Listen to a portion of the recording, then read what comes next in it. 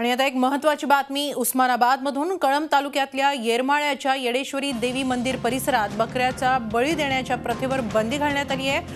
हायकोर्टाच्या औरंगाबाद खंडपीठाच्या आदेशाच्या अधीन राहून मंदिर ट्रस्ट आणि ग्रामस्थांनी विशेष बैठकीत हा निर्णय घेतला। त्यामुळे यापुढे मंदिर परिसरात बकरे कापल्यास आयोजकांवर पशुहत्या बंदी कायद्याअंतर्गत कारवाई करण्यात येईल।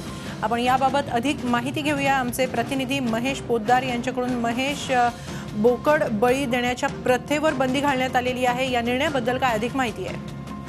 हेमाली, अतिशय परिवर्तनवादी असा निर्णय आहे।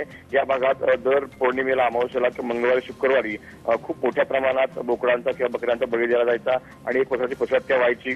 नवस असतील, पूजा असतील, भोगी असतील, या संदर्भात भाविक श्रद्धेने आणि अनेक लोक हौसेखातर या सगळ्या बळी दिल्या जायच्या। त्याचा खूप मोठा म्हणजे एका अर्थानं आक्रोश व संताप होता आणि त्या संदर्भातच औरंगाबाद हायकोर्टाने आदेश दिले होते, ऑर्डर केली होती। त्याप्रमाणे ट्रस्टीने आज अतिशय चांगली अशी पुढाकार भूमिका घेतली। ट्रस्टी आणि गावकऱ्यांनी ह्या भूमिका घेऊन ही प्रथा बंद करण्याचं एक चांगलं उदाहरण, चांगला फायदा अनेकांसमोर ठेवलेला आहे। हिमाली, धन्यवाद महेश, आपण दिलेल्या या सविस्तर माहितीसाठी।